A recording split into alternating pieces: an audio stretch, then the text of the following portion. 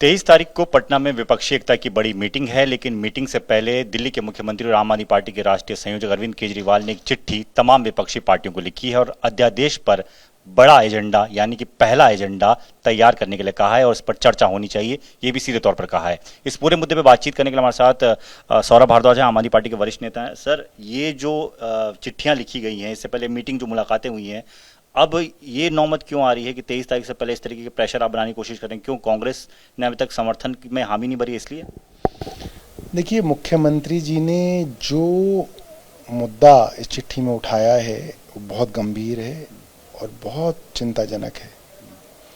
आप किसी भी संविधान के विशेषज्ञ से बात कर लीजिए, आप किसी भी जूरिस्ट से बात कीजिए, कॉन्स्टिट्यूशनल एक्सपर्ट से बात कीजिए, वो आपको बता सकते हैं कि जिस अध्यादेश के जरिए केंद्र सरकार ने दिल्ली की चुनी हुई सरकार की सारी शक्तियां छीनी हैं, हूबहू उसी तरीके से एक कागज के पन्ने से, एक अध्यादेश से किसी भी राज्य की कंकरेंट लिस्ट में आने वाले शिक्षा, स्वास्थ्य को कभी भी केंद्र सरकार छीन सकती है। हमारा ये 9 साल का तजुर्बा रहा, जो प्रयोग केंद्र सरकार ने दिल्ली में किए वो प्रयोग फिर बाकी राज्यों में हुए। जब दिल्ली के उपराज्यपाल नजीब जंग अरविंद केजरीवाल को काम नहीं करने देते थे, हर काम में टांग अड़ाते थे, समस्या उत्पन्न करते थे, तो अजय माकन कूद कूद के तालियां बजाते थे। चीयर लीडर थे वो नजीब जंग के। और उसके कुछ ही वर्षों बाद भारतीय जनता पार्टी द्वारा लगाई गई किरण बेदी ने पुडुचेरी के मुख्यमंत्री का काम के अंदर जो अड़चने लगाई वो सबके सामने है। फिर उनको धरने भी देने पड़े, कोर्ट भी जाना पड़ा और तमाम दरवाजे उन्होंने खटखटाए। और आज तो आपके सामने है, आज तो उपराज्यपाल छोड़िए, राज्यपाल फुल स्टेट के अंदर, चाहे वेस्ट बंगाल हो, वहाँ ममता बनर्जी को नहीं काम करने देते, केरल हो, तमिलनाडु हो, पंजाब हो, दिल्ली हो, हर जगह अब तो राज्यपाल जो है अपनी तानाशाही चलाने की कोशिश करते हैं। चुनी हुई सरकारों के काम रोकने की हर वो स्कीम जो है वो उनके पास है। तो ये जो प्रयोग आज दिल्ली में हो रहा है, मुख्यमंत्री सिर्फ ये बता रहे हैं कि ये प्रयोग सब जगह होगा। दूसरी बात, आज सबसे बड़ा मुद्दा ही जो है प्रजातंत्र के लिए वो ये है। तो अगर वो सारे विपक्षी दल जिनसे हम मिले, एक एक दर पे हम गए, एक एक दरवाज़ा हमने खटखटाया है, हमारे 2 चुने हुए पॉपुलर मुख्यमंत्री एक एक विपक्षी दल के घर के नेता के दर पर जाके ये कह के आए हैं कि साहब ये गलत हो रहा है, और सब लोगों ने हमारा सम्मान किया और कहा कि हम दिल्ली के लोगों के साथ खड़े हैं। ये बहुत बड़ी बात है। और अगर उन्होंने इतनी बड़ी बात कही है तो आज अगर आपको देश के अंदर राज्यों के हकों को बचाना है तो आप सबको साथ आना पड़ेगा। और ये बहुत ज़रूरी मामला है, संवेदनशील मामला है, और ये ऐसा मामला है जो तुरंत होने वाला है। 24 के चुनाव तो 24 में होंगे। ये मामला जो है कब सेशन में आएगा, हो सकता है 2 हफ्ते में आ जाए।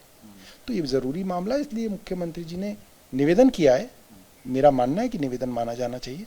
क्या ये भी माना जाना चाहिए कि सीधे तौर पर कांग्रेस पर दबाव बनाने की कोशिश है, क्योंकि एक बड़ा दल तो वही है जो आपके सपोर्ट में आना बहुत जरूरी है? ये कांग्रेस पे क्या दबाव हो सकता है? कांग्रेस अपने आप में एक स्वायत्त पार्टी है। ये तो एक चर्चा है, आप सारे के सारे लोग मिल रहे हैं। एक बड़ा मैसेज जो है देश के अंदर जो है जाना चाहिए कि सब लोग मिलकर जो है इसके खिलाफ जो है लामबंद हैं और लड़ने के लिए तैयार हैं। कांग्रेस के ऊपर कोई दबाव नहीं है इसका। इसके अलावा पटना में पोस्टर लग गए हैं जिसमें अरविंद केजरीवाल ही मुख्य तौर पर नजर आ रहे हैं। आपके जो आम आदमी पार्टी के पोस्टर हैं, दूसरे कोई नेता नहीं है। हालांकि दूसरी पार्टियों ने भी पोस्टर लगाए हैं, उसमें तमाम विपक्षी नेता एक साथ नजर आ रहे हैं। तो क्या आप ये भी मैसेज देने की कोशिश कर रहे हैं कि विपक्ष का अगर कोई बड़ा चेहरा है तो अरविंद केजरीवाल ही है और उनके सामने सामने कोई टिकता नहीं है? देखिए, जो कार्यकर्ता होते हैं या कई बार चाहने वाले होते हैं, वो अपनी जितनी समझ होती है उसके हिसाब से पोस्टरबाजी वगैरह करते हैं। कई बार मन में ये भी होता है कि साहब हम अरविंद केजरीवाल जी के अलावा जो है हम नीतीश कुमार का पोस्टर लगा दें तो कोई कहेगा कि यार ये तो नीतीश की पार्टी में जा रहा है। ऐसे भी जो है अनुमान लगाए जा सकते हैं। तो इसके अंदर जो है पार्टी की तरफ से कोई जो है निर्देश नहीं होते हैं। ये जो है अपनी समझ के हिसाब से लोग करते हैं। इसका कोई बहुत बड़ा मतलब जो है नहीं निकालना चाहिए। एक आखिरी सवाल, योगा डे हम मना रहे हैं, आपकी सरकार ने कोई कार्यक्रम नहीं रखा, हालांकि आपने योगशाला कार्यक्रम शुरू किया था, वो बंद हो गया। कल सीएम साहब ने ट्वीट भी किया, उन्होंने लिखा कि मैं तभी योगा दिवस को उस तरीके से मना पाऊंगा जब मैं दोबारा लोगों को मुफ्त में योगा कराऊं। तो क्या ये एक योग को लेकर भी इसको राजनीति कह सकते हैं? क्योंकि कल पंजाब के स्वास्थ्य मंत्री ने हमसे बातचीत में कहा था कि जो वो दिल्ली में बंद करेंगे वो हम पंजाब में शुरू करेंगे, उसका ही एक पार्ट है योगशाला। ये क्या है? देखिए, आप एक योगा का टोकनिज्म एक दिन जाके योगा करने से जो है कुछ बदल नहीं पाएंगे। मुख्यमंत्री अरविंद केजरीवाल ने पूरे दिल्ली के अंदर सब पार्कों के अंदर निशुल्क योग इंस्ट्रक्टर देने की योजना शुरू की। सैकड़ों जगह योगा इंस्ट्रक्टर सुबह जाते थे, कॉलोनीज के अंदर बुजुर्गों को, महिलाओं को योग कराते थे, लोग बहुत खुश थे। और जिस तरीके से एलजी साहब के आने के बाद अफसरों पर दबाव बना के इस पूरी की पूरी स्कीम को रोका गया, ये बहुत दुर्भाग्यपूर्ण था। तो योग, अगर आप चाहते ही नहीं कि योग दिल्ली के हर कोने में पहुंचे, तो ये जो टोकनिज्म कर रहे हैं ये सब बेईमानी है। धन्यवाद बातचीत के लिए। तो सौरभ भारद्वाज सीधे तौर पर ये कह रहे हैं कि ये बात ये है कि दरअसल केंद्र सरकार की कोशिश है कि तमाम जो विपक्षी पार्टियों की सरकारें हैं उनको राज्यपाल या उपराज्यपाल के तरीके से चलाया जा सके, चुनी हुई सरकार को कमजोर किया जा सके। और ये अरविंद केजरीवाल उनकी पार्टी नहीं होने देना चाहती। यही वजह है कि अध्यादेश के मुद्दे को मुख्य एजेंडे के तौर पर विपक्षी एकता के मंच पे रखा जाना चाहिए। कैमरा में राजेंद्र सिंह के साथ दीपक सिंह रावत, एबीपी न्यूज, दिल्ली।